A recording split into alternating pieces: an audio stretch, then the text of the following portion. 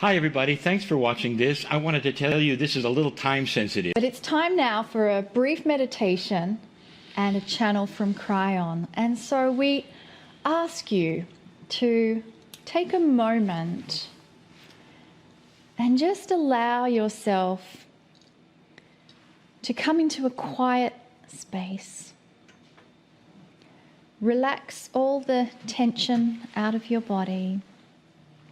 Relax your face, relax your shoulders, relax your arms and hands, relax your legs, relax your knees, your calves, your feet. And just feel the connection with the energy of the earth beneath you. And allow yourself to feel a warm embrace from all those who are sharing this experience with you. And we'll send out a wave of loving hugs to everyone that is gathered.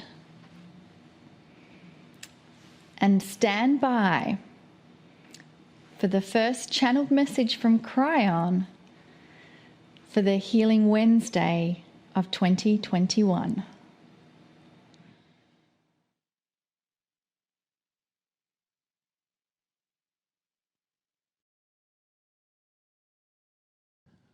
Greetings, dear ones. I am Kryon of Magnetic Service.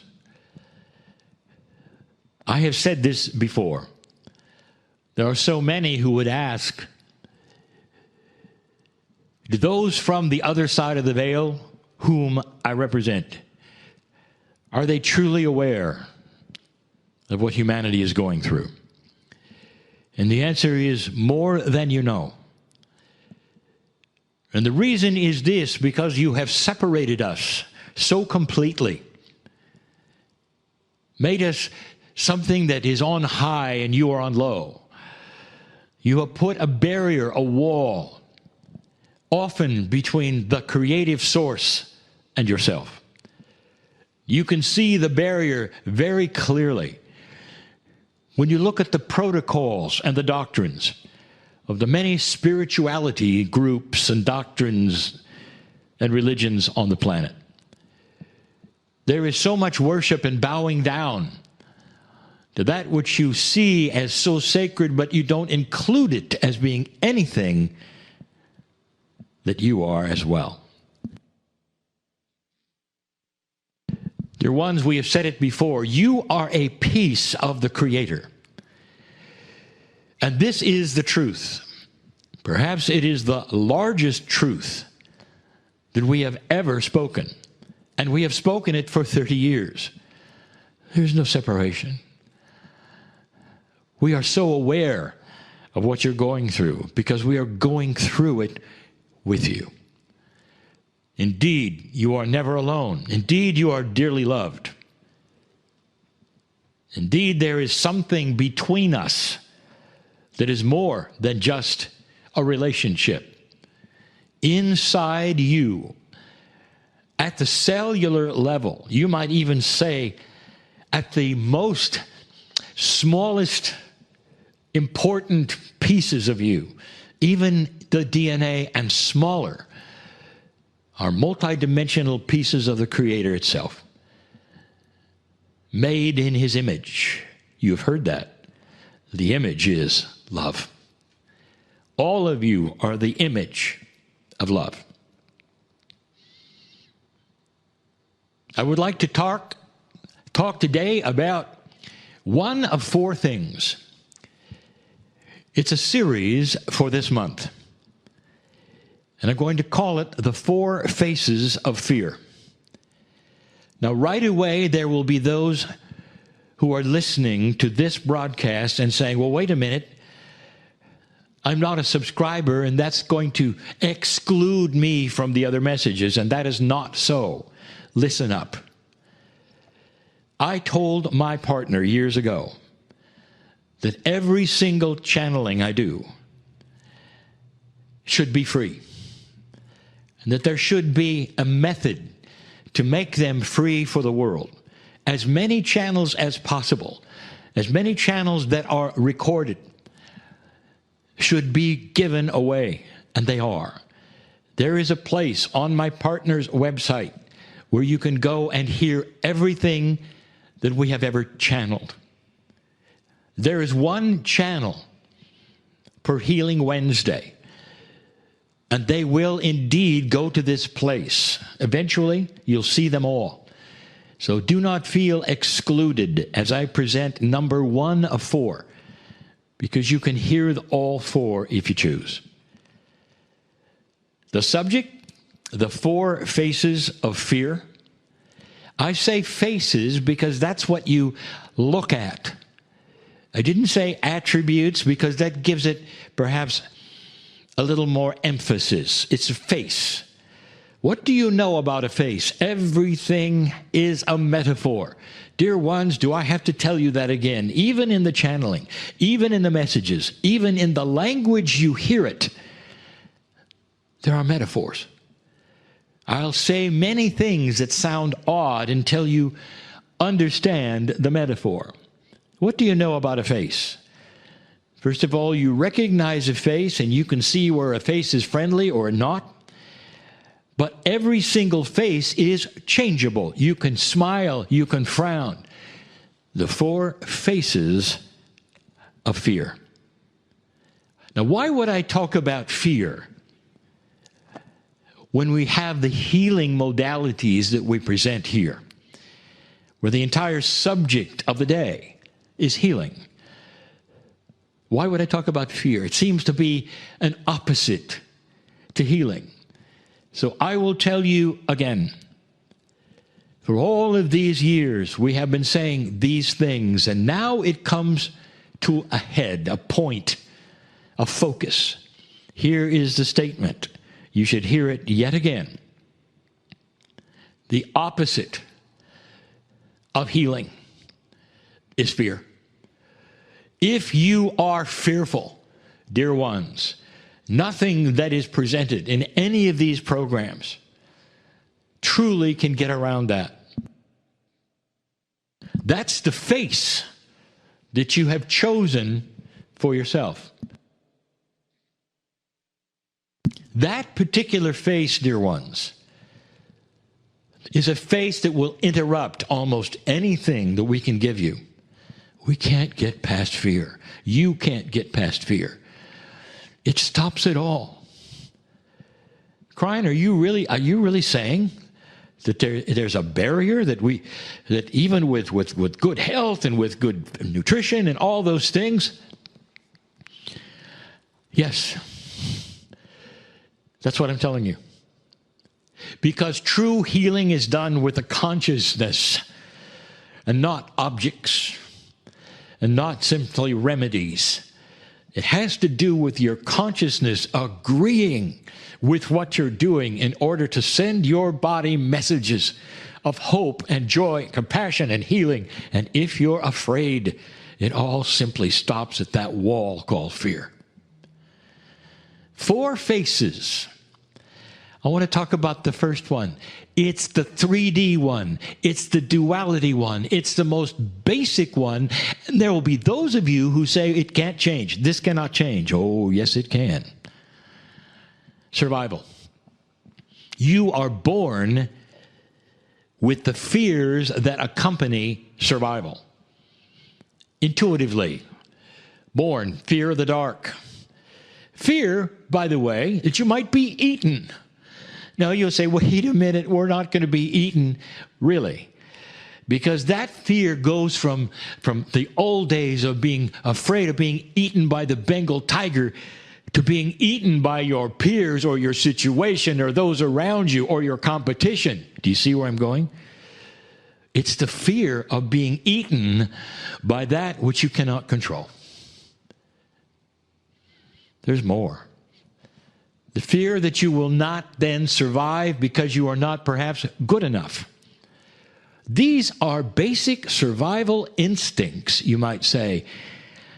A psychologist will say, that's correct. You come in with them. Any mother knows this. How long does it take for you to understand that within the child that you have, that you're looking at and that you love so much, They're all the things you never taught them. There's jealousy and rage and competition and greed and all of those basic instincts, the immaturity, no elegance yet. It's all there, and you didn't ask anything to them or teach anything to them to get them in that modality. It just came with the package, didn't it? So you know I'm right.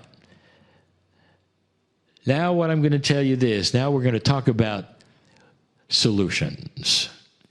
First of all, a statement. Even though these things are instinctual and you come in with them, they are programs. That's all they are. Call them engrams, if you wish. They are stamped upon your psyche, and they are not hardwired. There's a difference. There's not really much that's hardwired except how your body functions. Everything else, especially in the consciousness, is a program. You come in with a legacy of the energy of the planet that supersedes you. All that has happened with low and high consciousness and duality for eons is stamped upon you, and you come in afraid. That is a program. And like every program that you've heard on these shows, all the things, it can be rewritten. It is rewritable.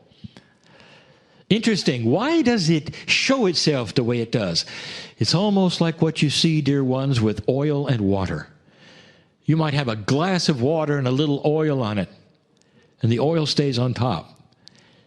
Let's say you're looking at the glass of water, which is a metaphor here of your consciousness when you arrive on the planet, and there's the oil representing all the negative things that's on top. It's only a fraction of the fluid, of the majesty, the joy, the compassion that is underneath that oil that's just floating on top. You got to get through the oil. You got to scrape it off. You can rewrite it.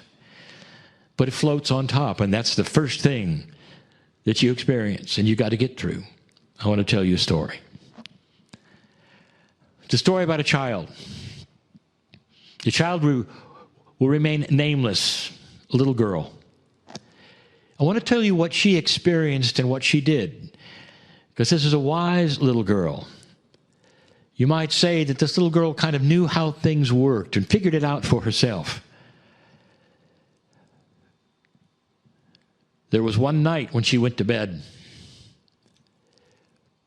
And when she woke up in the middle of the night, for whatever reason, she looked over and she got chills, because in the chair that was in her room was a horrible creature. She could just make out almost every single shade of its face, of its body, and it was just looking at her, and it wasn't moving. It was just staring at her. She was so afraid. Afraid of the dark, afraid of what was in the dark, of course. All these instinctual things that she had. Her mom came into the room because she was whimpering, turned on the light, and she realized that the monster was a clump of used clothing that she had simply put in the chair. That her imagination and her fear had created all of the things that she was certain of that were going to leap out of the chair and eat her, or worse. And all of these things she realized were there. When her mother turned off the light, interestingly enough, the monster returned in her mind, and she realized that this was something that was going to happen over and over. It was impossible for her to rewrite this. It was instinctual. And what she did, I want you to listen carefully. She created an angel. Whether it was a clump of clothes or whether it's something she hung by the door, that superseded anything that was dark. And when she went to sleep and when the light was off, she could look at that and say, "Dear angel," and she gave it a name. "Let nothing inappropriate be presented to me tonight in either my dreams or my room, because I'm protected. What a wise little girl. How about you? That was all a metaphor, and that was about a child. How about you right now? Can you create something that says, I am magnificent, and there is nothing that has come in that is more powerful than my magnificence, nothing that has come in with my birth that I would call fear of darkness or any of the phobias. It's all rewritable. And I am rewriting it because my magnificence will shine through anything dark. Does that work? Oh, yes. Just like the little girl. It works so well because you are creating you. Rewriting the things that are inappropriate, that have come in, that do not reflect you at all. Don't reflect your magnificence at all. That's just the beginning of what you can do. As I describe the other three fears, you're going to find a similarity of solution in every single one of them.